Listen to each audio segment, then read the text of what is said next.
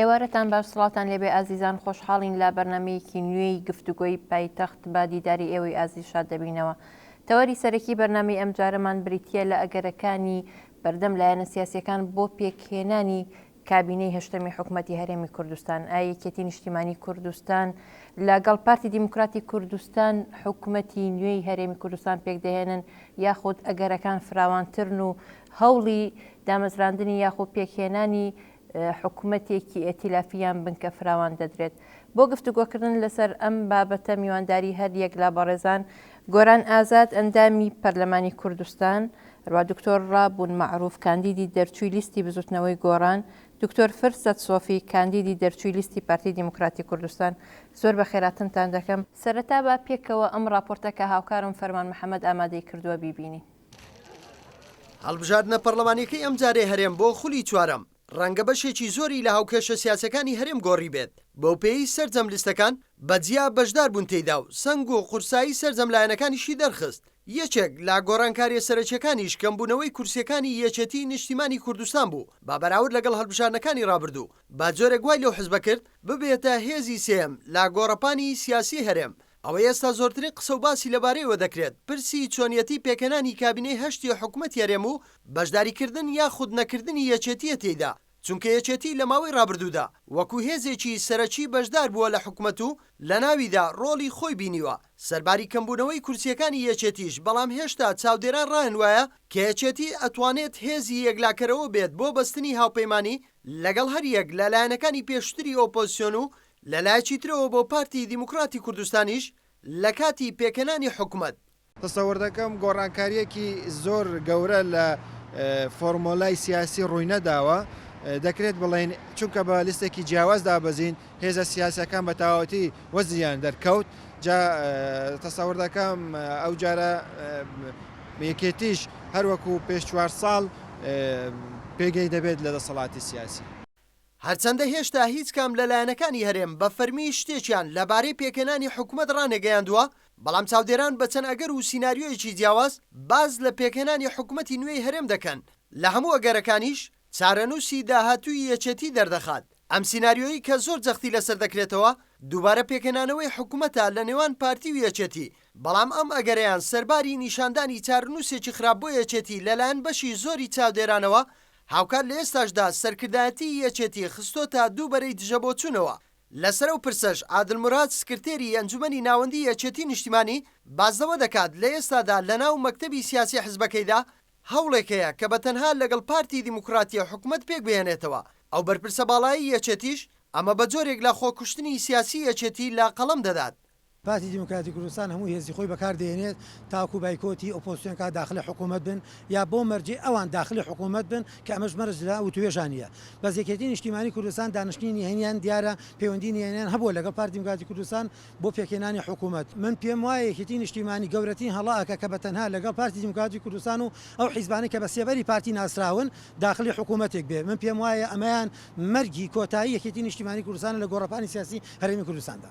پشتگیریکردنی یەکێتی بۆ درێژکردنەوەی ویلایەتی سەرۆکاتی هەرێم و ڕکابەرکردنی بستنەوەی گۆڕانیش لە ماوەی ڕابردوودا پێدەچێت هۆکاری سەرەکی بن لە دابەزینی ژمارەی کورسیەکانی یەکێتی کە بەشێکی زۆریش لە بەرپرسانی یەکێتی جەخت لەسەرم هۆکارانە دەکەنەوە بۆ دابەزینی پێگەی جەماوەری حزبەکەیان لەم هەڵبژاردنە. لە ئێستاشدا بە بڕوای بەشێک لە چاودێران یەکێتی بە پێکەنانەوەی حکوومەت بەتەنها لەگەڵ پارتی و ڕکابەرکردنی بستنەوەی گۆڕان لاوازبوونی زیاتری یەکێتی بە دوای خۆی دادێنێت.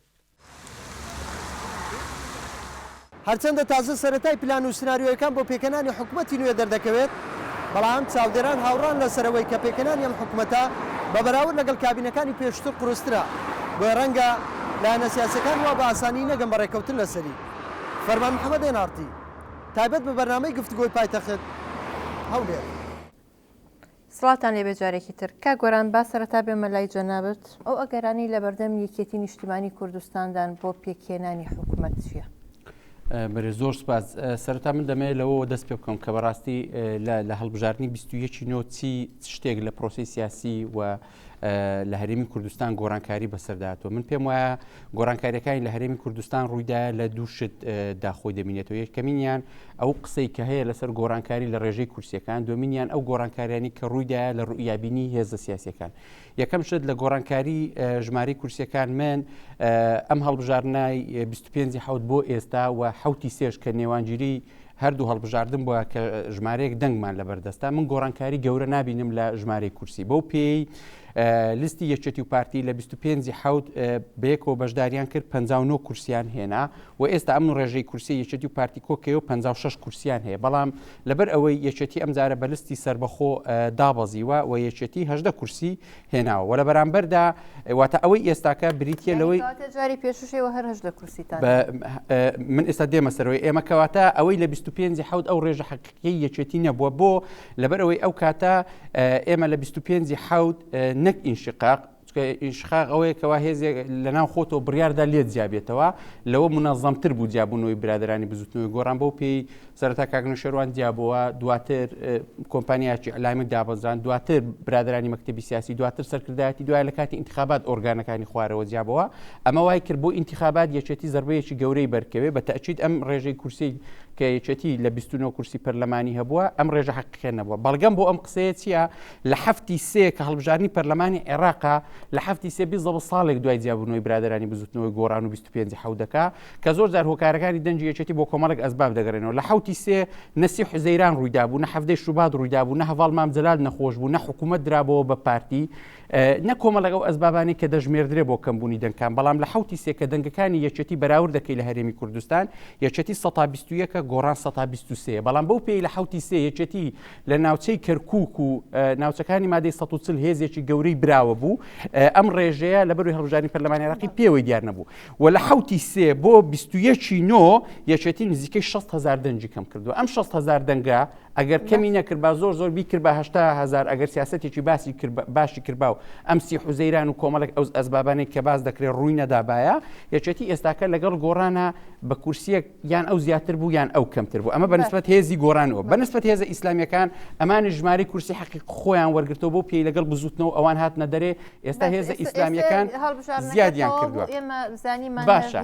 خاڵی دوام ئەوەی کە ئێستا هەیە ڕوئیابینیەکان ئەمە ژمارەی کورسیەکان خاڵی دومینیان ڕوئیابینیەکان ڕوئیابینی یەکێتی ئەوە بوو لەم هەڵبژارنە بە لیستی سەربەخۆ بەشداری بکە من پێم وایە ئەگەر یەکێتی بیویسپا تەنها بۆ پۆست و حکوومەت بەشداری کردبا هەمومان دەمازانی بەو پێودانگی کە من لێکم داوە یەکێتی ئەو ڕێژە کورسی نەدەهێنا کەواتە ئاساییترین مەسەلە ئەوە بووکەوە بە لیستی سەربەخۆ لەگەڵ پارتی دابەزی و پارتی تا ئاخر دەقەش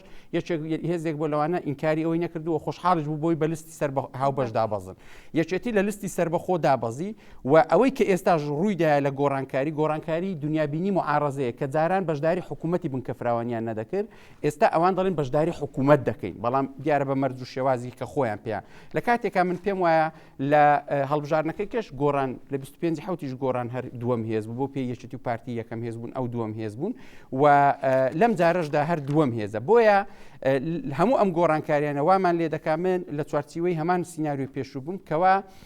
تەنها ئەوەیە هەموو لایەنەکان ئارەزوی بەشداریکردنی حکوومەتی بنکەفراوانیان هەیە ئێوە وەک یەکێتی کا گۆڕان ئەگەر باسی لایەنەکانی ترم بۆ نەکەی ئێوە وەک یەکێتی ئەگەرەکانتان چیە یان یەتانوێت چی بکەن بەشداری حکوومەت بکەن نەکەن چۆن بکەن ئێمە وەک یەکێتی ئەوەی هەیە یەکەم شت هیچ هێزێک ناتوانێت بەتەنیا حکوومەت پێکبێنی ئیتیلافیە لە ئیتیلافیا دوو جۆرەیان ئەوە تا دوو هێز دەتوان حکوومەتەکە پێکبێن کە ئێستا پێم وایە ڕێژەی کورسی و لایەنەکانی هاوپەیمانەکانی ئەوەی کە لە خولی پێشوو لە حکوومەت بوون 7 کورسیە و حکوومەت پێکبێن یان ئەوە تا لەگەڵ لایەنی معارەزە بەشداریکەن دوو خیار لە بەردەمی یەکێتی سێ خیارە یەکێتی ئایا بێوێ لەگەڵ پارتی بەتەنیا حکوومەت دروست کاتەوە کە ئەمە یەکێکە لە ئەگەرەکان من پێم وایە هیچ کاتێک نە لە ڕابردوو نەک لە ئێستا یەکێتی لەگەڵ ئەوە نەبووە کەوا هێزەکانی ئۆپۆسیۆن بەشداری حکوومەت نەکەن ئەسڵەن کاک بەرهەم کە کابینەکەی وەرگر یەکەم هێز سەردانی برادرانی ئۆپۆسیۆنی کرد گۆڕانی کرد بۆی بێنە ناو حکوومەت وە کاک نێوشیروانی بۆیە ئەم قسەی کە دەگوترێ یەکێتی حەز ناکە ئۆپۆسیۆن بێتە ناو حکوومەت من پێم وانییە ئەو هاتنی ئۆپۆسیۆن بۆ ناو حکوومەت لە زەرری یەکێتی بی ئەوەندەی لە قازانجی یەکێتیە بەو پێی ئەو زەختەی معارەزە لەسەر یەکێتی دەیکا لە پاشکۆبوونی بۆ پارتی لە کەمی خزمەت گوزاری خۆی دەبێ بە بەشێک لە ناو سیاسەتە عامەکەدا یەکێتی ئەو کاتە ئەو ئەندامانێکی یەکێتی ئێستا ئەگەرێکیان دوایە چینە ناو تەفاسیلەکانەوە ئەمە ئەگەرێکیان ئەگەری دووە موسێ ئەگەری تر ئەوەیە کە قسە لەسەر ئۆپۆسیۆن بوونی یەکێتی دەکرێت دیارە من نە ئەوە بە عیب دەبینم ئۆپۆسیۆن بێتە ناو دەسەڵات نا ئەوەش بە عیب دەبینم یەکێتی ببێ بە ئۆپۆسیۆن بەڵام هەموو هێزێک کە بەشداری انتخابات دەکات بۆیە بگاتە دەسەڵات و حکوومەت دروستکە و ئەو خیارانی لە بەردەمی یەکێتی بۆ ئۆپۆسیۆن بوون من لە ئێستادا ناڵێم بە مستەحیلی دەبینم بەڵام بە ئاخر ئەگەری دووری دەبینم لەبەر یەکێتی لە ماوەیەکی زۆر لە حکومڕانی بۆ جونگەی زۆری ئەساسی حکوومەتی لەدەست دەبووە و خیتابی ئۆپۆسیۆن پێویستی بە زۆرێک لە سیاسەتێ دەستخۆش دکتۆر ڕابوون ینی ئێوە وەک بزوتنەوەی گۆڕان باز لەوەکەن کە دەتانەوە بچنە دەسەڵات و بەشێک بن لە پێکاتنی حکوومەتی نوێی هەرێمی کوردستان ینی ئەم بۆچوونەتان لە چیەوە سەرچاوی گرتووە ئایا تاکو ئێستا سوورن لەسەر ئەوەی کە بەشداری حکوومەت بکەن بیاخود ئێوەش مرشتان هەیە بۆ بەشدارکردنی حکوومەت بەڵێ لە پێشەوە زۆر سپاس بۆ ئامادەکارانی و بەرنمەیە سپاس بۆ ئێوە سەڵاو لە میوانە بەڕێزەکان سەڵاو لە ئێوە ئەوجا لە بینەرە خۆشەویستەکان من بخۆم حەز دەکەم هەر لە سەرەتاوە ئێمە دانیشتوین پرۆسی سیاسی لە کوردستان پرۆسی پێکەنانی حکوومەتە پرۆسی پێکەنانی حکوومەتی ژانی پرۆسەیە کە بۆ توێش هێز سیاسەکان دەگەڕن لە دوی خاڵی هاوبەش لە نێوان خۆیاندا و لەسەر و خاڵە هاوبەشانە دەبێت کۆمەڵ ئیجراعاتی سیاسی بکرێت کە لەنایانە گرنگترین ئیجراعات کە لە پێشمانە پێکەنانی حکوومەتی یاریێمە من هیوادارم توێژەکەمان بۆ ئاڕاستەیە بڕە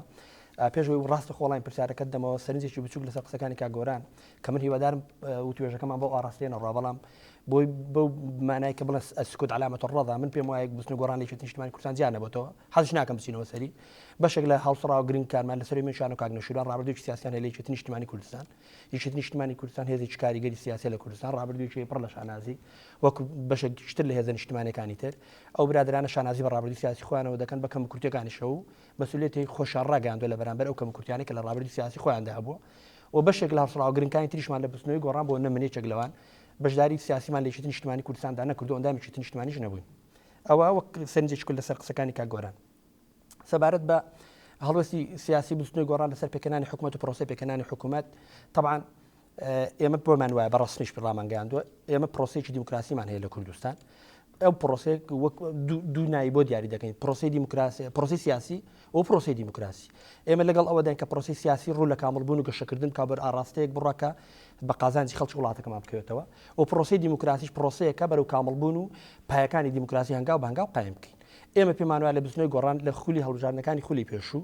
بوونی ئۆپۆزیسیۆن و بوونی سیستەمێکی سیاسی ڕخنەگرتن و پایەکانی سیستەمی سیاسی کە ئۆپۆزیسیۆن لایەکی پێکدێنێت دەسەڵاتی سیاسی لایەکی پێکدێنێ بستنەوەی گۆڕان ئێمە پێمان وایە بەشداریی کاریگەرمان کردووە ئۆپۆزیسیۆن بوونمان بە تا ڕادەیەک لە کوردستان وەک نەریتێکی سیاسی کە خزمەت بە پرۆسی سیاسی دەکاگەرەوە لەبیرتان بێ زۆر جار هێزی سیاسی لە کوردستان مەقڕەکەی ستوێنرا چەشەی بۆ دروستکرا لەبەرەوەی دەویست بەلیستی سیاسی سەربەخۆ بەشداری هەڵبژاردنەکان بکات بەڵام لەو 4 ساڵ ڕابردووە ئێمە کردمان بە نەریت کە بەشداریکردنی جیاواز لە نێوان لیستەکاندا منافسی انتخابی منافسی دیموکراسی هەواڵە بەشداری سیاسی صحین و بەشداری باش دەکەن لە پێکەنانی و کامڵکردنی پرۆسی سیاسی لە کوردستان ئێمە پێمان وایە و لە 4 ساڵ ڕابردوو سەر هەموو کەم کورتیەکان پێمان وایە بەشداریکردمان بەشداریکردنیشی تەندروست بووە و بەشداریمان کردو لە بەروی پێشەوەبردنی هەم پرۆسی سیاسی هەم پرۆسی دیموکراسی لە ئێستادا ئەوە لە ڕابردوودا لە ئێستادا پێمان وایە دوای خوێندنەوەی خۆمان ئەگەر پرسیارەکە و فرسەتم دەنێ بە درێژی بۆتان باز دەکەم تەمەن بڕوان ناکەم فرسەتەوەمان هەبێ پێمان وایە بەشداریکردنی ئێمە لە حکوومەت دیسان بەشداریەکی کاریگەر دەکات بە قازانجی هەم پرۆسی سیاسی هەم بەردەپێشی پرۆسی دیموکراسیە بەڵام بەشداریکردن لەگەڵ بەشداریکردن من پێم خۆشە چەمچێکی سیاسی ڕوونی بکەمە تۆڕەکەم برادران ئاشنایەتیان هەبێ لەگەڵدا ئەویش پێی دەڵێن بە ئینگلیزی پێی دەڵێن پاوەر شێرینگ واتە بەشکردنی دەسەڵات زۆر گرنگە هەر کاتێک باسمان هات سەر بەشکردنی دەسەڵات ئێمە ئاماژە بۆ کەموکورتی بکەن کە ئێستا لە کوردستان هەیە ئەویش ئەوەیە لە کوردستان ئێستا ئێمە پاوەر شێرینگ بەشکردنی دەسەڵاتمان نییە ئەو قسەی کە دەکرێت لە نێوان برادرانی نیشتیمانی کوردستان و پارتی دیموکرات کوردستان هەموو ڕۆژێ تەجروبەی سیاسی قسەکەرە سیاسەکان دووبارەی دەکەنەوە سەدبارەی دەکەنەوە کە یەکێتی نیشتیمانی کوردستان و پارتی دیموکرات دەسەڵاتیان دابەش نەکردووە بەڵکو ئەو دوو ئیدارەی کە هەبووە کەم بخۆم پێی دەڵێم مۆنۆپۆلی سیاسی لە ناوچەی سەوز و لە ناوچەی زەرد هەروە خۆی ماوە ئەوەش یەکێکە لە نەنجەکانی پرۆسی سیاسی یەکێکە لە کەموکورتەکانی پرۆسی دیموکراسی لە کوردستان ئێمە ئومێدمان وایە یەک بەشداریکردنی ئێمە یەکسەر پێداگیری بکەین لەسەر دابشکردنی دەسەڵات کە دەڵێن دابشکردنی دەسەڵات واتە هێزە سیاسیەکان بەقەت حەزم و قەبارەی خۆیان قسێکی زۆر سادەی دیموکراسی ئەوژەوەیە بەقەت ژمارەی کورسیەکانیان کاتە ئەم جارە گەریەکێتی و پارتی پێکەوە حکوومەت دروست بکەنەوە ئەمە ئینتیحاری سیاسیە ئەگە فرسەت بۆ وڵای پرسیارەکە تاواکەم کەواتەی هێزە سیاسیەکان معنای سادەی دیموکراسی ئەوەیە بەقەت ژمارەی کورسیەکانیان بەشداری دەکەن لە قەراراتی سیاسی لە وڵاتەکەی خۆیاندا ئەوە مانایەکی سادەی دابشکردنی دەسەڵات سیاسیە و ئومێدیشمان وایە بەشداریکردنی بستنەوەی گۆڕان لە دەسەڵات و حکوومەتی داهاتوو هەم بەشداریەکی کاریگەر بۆ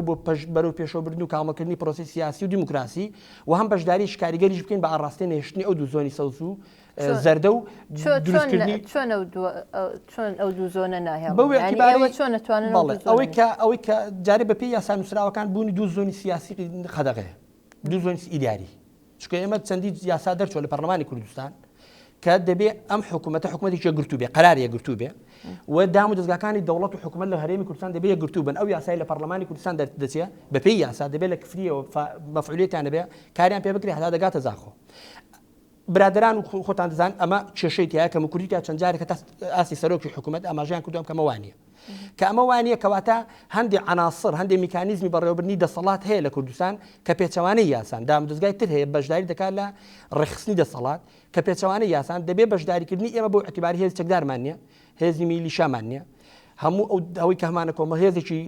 ناچەکداری مەدەنی دەنگدارە لەگەڵ کۆمەڵ خەڵکی مەدەنی هیچ زۆنێکمان داگیر نەکردو بەهۆی چەک ئەو شتانەوە و ئێستا هێزی دووەمی لە کوردستان ومێدمان وایە بەشداریکردنی ئەمە وەک هێزێکی مەدەنی کاریگەری بدابنێ بەشداریی گرنگ بکات لە توانەوەی ئەو سنوورەیە ئەو بەستەڵەکەی کە بە ناقانونی دروست کراوە لە نێوان پارچەکانی کوردستان و دوجار بە ئاڕاستی یەخستنەوەی هەم نیشتیمان وەکو یەکەیەکی جوگرافی و هەم نەتەوە وەک یەکەیەکی ئینسانی دوجار وەک یەک پارچە بچینە ناو مندڵانی سیاسی و خلیمی و نێودوڵەتی و هەتا ناوخۆیەکانی باشە دکتۆر ڕابوون ینی پرسیارێکم لێ کردی پێشتر مەسەلەی ینی یەکێتی و پارتی ئەگەر پێکەوە حکوومەتێک تشکیل بکەن ئێوەی تیانە بن چۆن ئەوە ئەبینی ینی عادل مراد کە سەرکردایەتی یەکێتی نیشتیمانی کوردستانە بە ئینتیحاری سیاسی وەصفیەکە ینی تۆ چیڵی کاک عدنان مفتی کاک عادل مراد کە یەکێکە لە ئەکتەرە گرنگەکانی یەکێتی نیشتیمانی کوردستان ڕێزی تایبەتیم بۆ هەیە ئەوە خوێندنەوەی ئەوە بۆ باردۆ یعنی لە کاریگەریەکانی ئەو شێوازە لە پێکردنی حکوومەت لەسەر مستەقبەل و داهاتووی یەکێتی نیشتیمانی کوردستان کە زۆر پەیوەندی بە منەوە نییە بەڵام ئەوەی بەلای منەوە گرنگە من بەشداریکردنی ئەمە چۆن کاریگەری دەبێت و بەشداریکردنی نەکردنی ئەمە لەو سیاقی ئێستا چۆن مەترسی هەیە بۆ سەر داهاتووی دیموکراسی ئێمە لە کوردستان بۆ خۆم پێم وایە و دەبێت ئەوانە کە ئینسانی بە ئینساف و فعلا مەدەنیشندان بەڕاستیە کابنێن کە بەشداریکردنیەک دەکات لە کاملکردنی پرۆسی سیاسی دیموکراسی ئێمە لە کوردستان هەتا ئێستا دەستا و دەستکردنی ئاشتیانەی دەسەڵاتمان نەکردو بە نەریتێکی سابت یەکێک لە کەموکردەکانی پرۆسی دیموکراسی لە کوردستان ئەم خاڵەیە هەموو ڕۆژە ڕووداوەکان ئاماژە بۆ دەکەن کە ئەمە کارێکی ئاسان نابێ و تەبیعیشە کارێکی ئاسان نیە بۆ معنای چاوەڕوان کراوە چونکە نەریتی دیموکراسی لێرە نەریتێکی فەقیر و هەژارە لێرە ئێمە بەشداری بکەین دەبێ ئەم پرۆسەیە لەسەر خۆبەری چۆن یەکێتی نیشتیمانی کوردستانی ئێستا و کاراکتەکانی گۆڕانی ئێستا و پارتی دیموکراتی کوردستانی ئێستا ئەم هێزە سیاسیانە نین کە لە دوای نەوتوێکەوە دێن ناو شارەکان و دەکەن بە شەڕ ناوخۆکە ئینشاڵڵا دووبارە نابێتەوە من دڵنیام لە چەند ساڵی داهاتوو شام هێز سیاسیانە گۆڕانکاری ناوچی وایان بەسەر دێک کە دەستا و دەستکردنی ئاشتیانی دەسەڵاتیان بەلاوە ئاسایی دەبێت بەشداری نەکردنی گۆڕان و ڕێگرتن لە بەشداریکردنی دەسەڵات کەواتە ئاماژەیەکی ترسناکە بۆ ئەوەی کە هێزە سیاسیەکان لە کوردستان فعلا نێتیان هەیە لە داهاتووشدا ڕێگە بگرن لە دەستا و دەستکردنی ئاشتیانەی دەسەڵات و ئەم هێزانێک کە ئێستا دەسەڵات بەڕێوە دەبن لە دەرەوەی قانون و پرەنسیپەکانی دیموکراسی بۆ ماوەیەکی درێژ و نادیار دەسەڵات دەست خۆیاندا قۆڕغ بکەن بە پشتبەستن بە پنتەکانی تری دەسەڵات نەک دیموکراسی کە ئاماژەیەکی خراپە هیوادارم شتوار ڕوونەدا دکتۆر فرسەت ئێوە وەک پارتی دیموکراتی کوردستان ینی وەک کەزانین هەتا ئێستا کۆبوونەوەکانی سەرکردایەتیان ئەندامانی مەکتەبی سیاسی بۆ پێکهێنانی حکوومەت لە هیچ لایەک لە حیزبە سیاسیەکانی هەرێمی کوردستان بەڕێوە نەچووە یاخود بڕیار نەدراوە بەڵام بۆ چوونی خۆت لەسەر پێکهێنانی حکوومەتی داهات و ئایا پارتی دیموکراتی کوردستان ئەو ئەگەرە بەهێزە لە بەردەمی کە تەنها لەگەڵ یەکێتی بێت و حکوومەت پێیە بێنێ و چەند لایەنێکی کە بێنێتە ناو حکوومەتەکە یاخود ئەوە گەرانی بەردەمی پارتی چی؟ سڵاو لە جەنابێت هەردوو میوانی بەڕێز بینەرانی بەڕێزی تەلەڤیزیۆنەکەتان من دەرفەتی تریش هەبوو هەر لێرەش ئەو قسەیە تەکید دەکەمەوە جارێکی تر ئەوەی کە تا ئێستا دەکرێت قسەی لێ بکەین و بەلای ئێمەوە گرنگە ئەوەیە کە کۆمەڵی خاڵ هەیە دەمانەوێت تەکیدی لەسەر بکەینەوە پێش هەموو شتێک لەم پرۆسی هەڵبژاردنە دەکرێت پیرۆزبایی لە خۆمان و لە هەموو هێزە براوە نەبراوەکانی بەشدار بکەین کە پێمان وایە تا ڕادەیەکی باش پرۆسەیەکی هەڵبژاردننی سەرکەوتوو بوو لە پرۆسەی دیموکراسی و لە هەنگاوەکانی تشکیلکردنی حکومەت و دوای ئیعلانی نەتائج بەڕاستی بەتایبەتی لە وڵاتێکدا کە تعدودەتی سیاسی تێدا زۆرە هێزەبراوەکانی چوونە ناو پەرلەمان زۆرن کۆمەڵێک سیناریۆی زۆر و کۆمەڵێک ئەگەری زۆر دەکەونە پێش پێکەنانی حکومەت بۆیە لە ئێستاوە ئێمە وەکو هێزێکی براوی ئەم هەڵبژاردنە دەرگات تەنها لە بەردەم یەک سیناریۆ دابنین و ئەوانی تردای بخەین پێم وایە ئەوە لە ڕووی منطقی سیاسی و لۆژیکی سیاسی کارێکی باش ناکەین بۆیە ئەوەی لە لای ئێمەوە گرنگە وەکو پارتی دموکراتی کوردستان هەموو سیناریۆکان جارێ لە بەرەوەی ئێمە داخلی هیچ دانووسانێک نەبووین هەموو سیناریۆکان بەکراوەی دەهێڵینەوە و مەرجی پێشوەختەشمانیە لەسەر هیچ هێز و لایەنێکی سیاسی و خەتی سووریشمان نییە بۆ بەشداریکردن و بەشداری پێنەکردنی هیچ هێزێکی سیاسی ئێمە پێمان وایە ئێستا ئێمە گەیشتینە قۆناغێکی نوێ خۆشبەختانە قۆناغی سەختمان تێپەڕان قۆناغی ناخۆشمان تێپەڕان و هەر وەکو مەڵەحەزەیەکیش لە سەر قسەکانی مامەسەرابوون ئێستا دەتوانم بڵێم لە کوردستان هیچ حزبێکی سیاسی میلیشیای نییە و ئێمە ئێستا و نەتائیجی ئینتخابیش لە ناو دەنگی تایبەت ئەوەی ئیسپات کرد کە هەموو حزبە سیاسیەکان دەنجیان لە ناو دەنگی تایبەت واتە هێزەکانی ناوخۆ پێشمەرگایەنە مانەوەی ئێمە قۆناغەشمان تێپەڕان لە قۆناغی داهات و ئەگەرەکانی دوو ئیدارە یان ئەوانە تاڕادەیەک پاشخانی مابووێ ئینشاڵڵا ئەوە قۆناغێکی نوێ کە بتوانین ئەمانە بە تەواوی کاڵ بکەینەوە قۆناغی دەستپێکردنەوەی حکوومەتێکی بەهێز بێت کە بتوانێت لە خزمەتی هاوڵاتیانداوێت بۆیە ببوورە بۆیە بە تەسەوڕی من ئێمە لەم قۆناغەدا دەتوانین لەگەڵ هەموو هێزە سیاسیەکان دانووسان بکەین طبیعیە کامە هێزی سیاسی لە بەرنامجی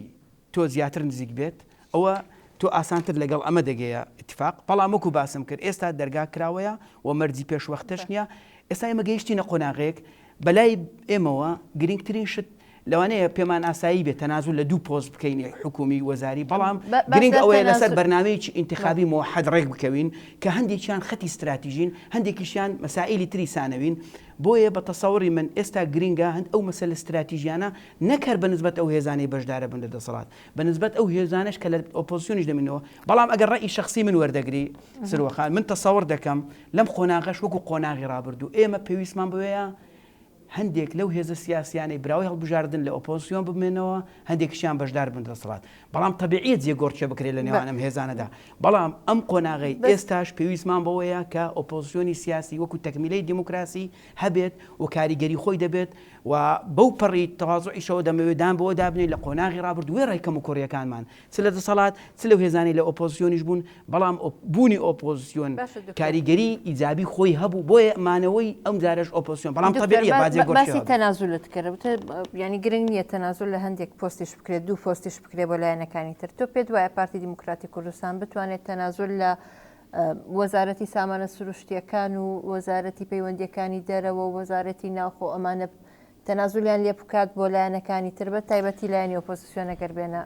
ئێمە لە ناو پرۆسەیەکی دیموکراسی داین باوەڕمان بە پرینسیپی دەستا و دەستی ئاشتیانەی دەسەڵات هەیە باوەڕمان بەو و یاسا بەرکارانە هەیە کە لە هەرێمی کوردستاندا هەن مادام لە ژێر چەتری دیموکراسیت داین لە ژێر چەتری دەوڵەتی یاسا داین سەروەری یاسامان قبوڵە بۆیە زۆر ئاساییە ئێمە ئەو جارێ وەزارەتێکمان لە دەستا جاری دادێ لە دەستی برادرانی یەکێتیبی لە دەستی برادرانی گۆڕاندابی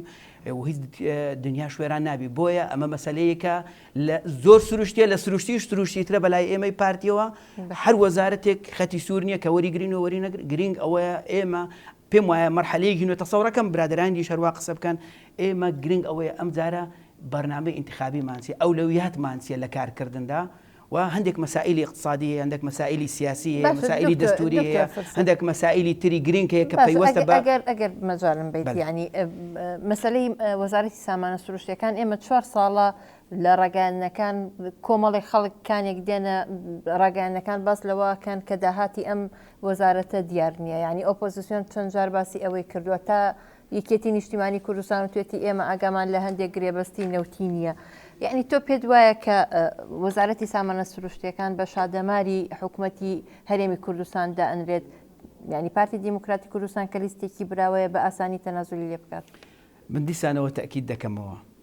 بە وەزارەتی سامانە سروشتیەکانیش طبعا لەسەر شەفافیت و ناشەفافیت ئەو مەسەلەیەکی ترە لەوانەیە دەرفەتی ئەو بەرنامێنێ بە قسەی لەسەر بکەیت بەڵام ئەگەر غموزێکیشەیە لە کار و بەرنامەی ئەم وەزارەتە بە تەکید وەکو باسم کرد قۆناغێکی نوێ لە پێشە پێویستە